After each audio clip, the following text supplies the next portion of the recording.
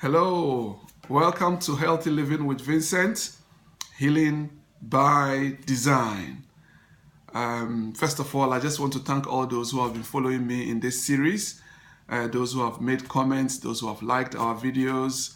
I say a big thank you to all of you for following me thus far. Today, I'm going to continue the series part 3, and today I'm basically going to talk about feeding the body with good fats, or feeding the cells with good fats. And I'll touch on enzymes and I'll touch on water. In my last videos, I've talked about carbohydrates and I've talked about proteins and what they do. Today's video, I'm just going to quickly dive into fats. Now, the design of the human body, or the design of your cells, every single cell in your body is lined with fats. In fact, the cell membrane is called a bilayer phospholipid, meaning bilayer, meaning it has 2 layers of fats around it. Now, the fats that goes into your body over a period of time exchanges itself with the fats on your cell. In fact, every 3 months, the total fats you've consumed will be exchanged with the fats on your cell membrane. And so those fats are there to allow for permeability, or it helps to make the cells pliable, meaning it allows toxins to come out of the cells, and it also allows nutrients to get into the cell. It keeps what is inside and what is outside.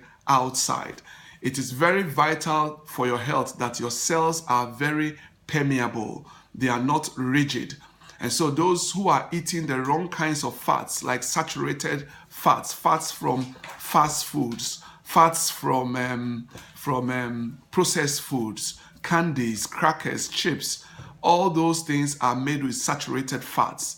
Some are also made with trans fats. They call them hydrogenated fats. So those of you who eat a lot of biscuits, those who eat a lot of margarine, now all these fats are saturated. They are rigid fats. They don't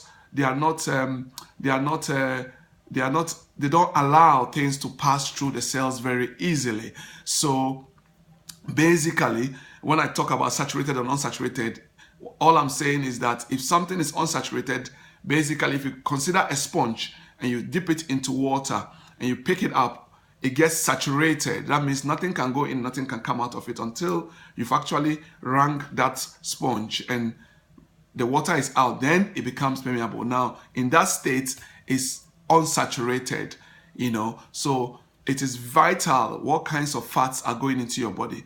Unsaturated fats are normally from things like olive oil or olives, seed oils, safflower oils, and all those plant oils that offer you a lot of omega-3 and omega-6. Now, I'll mention something here. Between omega-6 and omega-3, it's very key that you do understand the kinds of fats that are actually going into your body. You may eat unsaturated fats, but you have to be also in a balance between your omega-3 and omega-6. Now, a study that was done by a doctor some many years ago, Dr. Rackman, he's called, Brad Rackman of Great Smokies Laboratories. He did an interesting study that showed that when omega-3 and omega-6 are out of balance, or they must maintain a delicate balance of 4:1. For every 4 omega-6, you must have 1 omega-3. This maintains a very, very, very, it's an intricate balance that maintains the inflammatory stability in your body. It maintains stabilization of inflammation. If this ratio goes out of hand, you will be prone to a lot of inflammation. Now, the ratio currently, according to his studies, shows that most people in the Western world are at a ratio of 45 omega-6 is to 1 omega-3.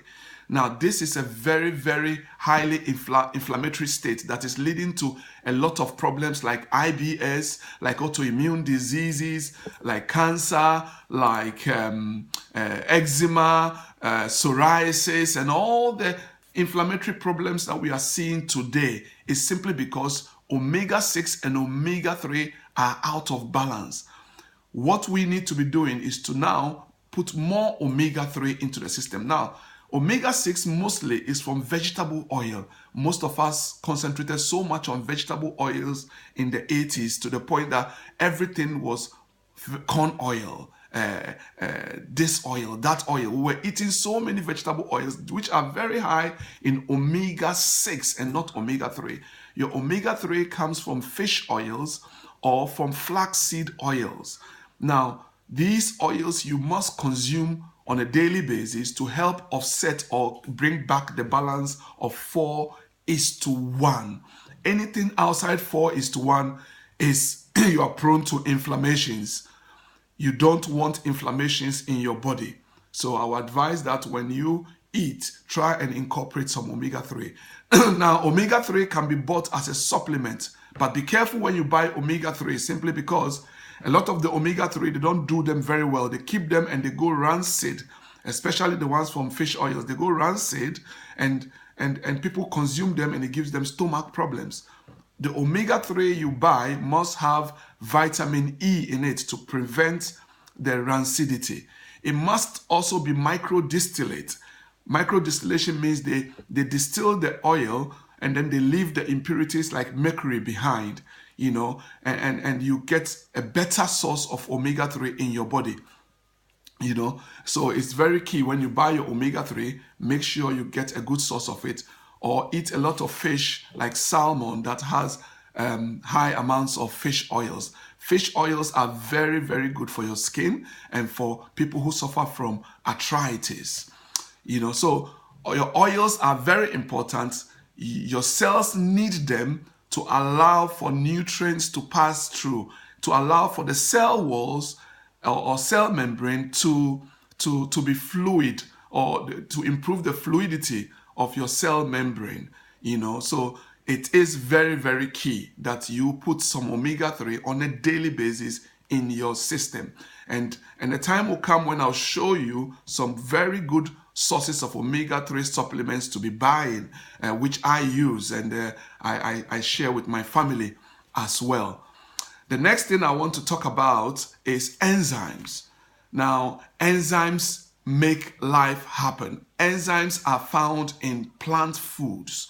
When you eat plants foods like vegetables, like fruits, a lot of them are loaded with enzymes. Without enzymes, the hormones, the minerals, the vitamins, all those things will not work. Enzymes are catalysts. They bring about every chemical reaction in your body.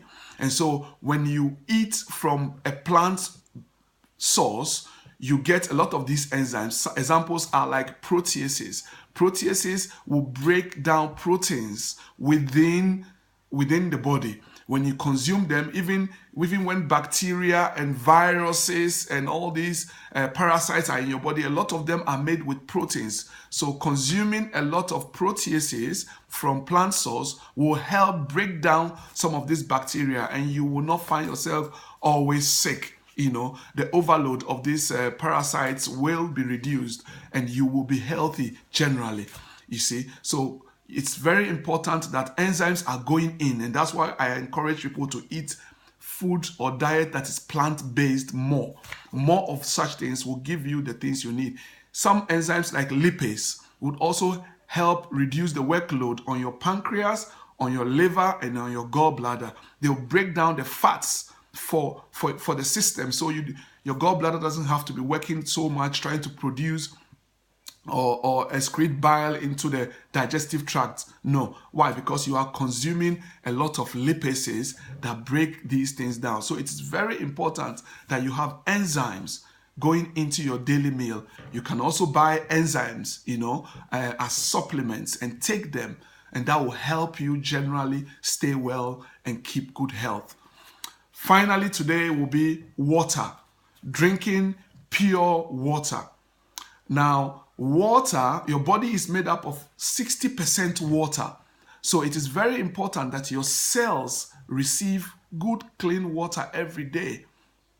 An interesting study showed that the amount of water that passes through your cell in each direction per second is about 100 times more than the volume of a cell. So it is very key that you are constantly giving your body the water it needs. And your cell is so interesting how it maintains the volume of water within itself. So I recommend that every single day, at least 6 glasses of pure water goes into your system. Don't stay dehydrated. Dehydration can make you really ill. Dehydration can give you headaches. Dehydration can cause a vast amount of different kinds of symptoms. It makes you very lethargic. So it is very important that you don't neglect water. Some people don't drink tap water because of the taste. And I don't encourage you to drink tap water because tap water is full of sediments, it's full of chlorine, it's full of fluorine, it's full of bacteria. So you need to filter your water. I recommend a reverse osmosis water filter. As one of the examples is right there in my kitchen here. It's called Becky water.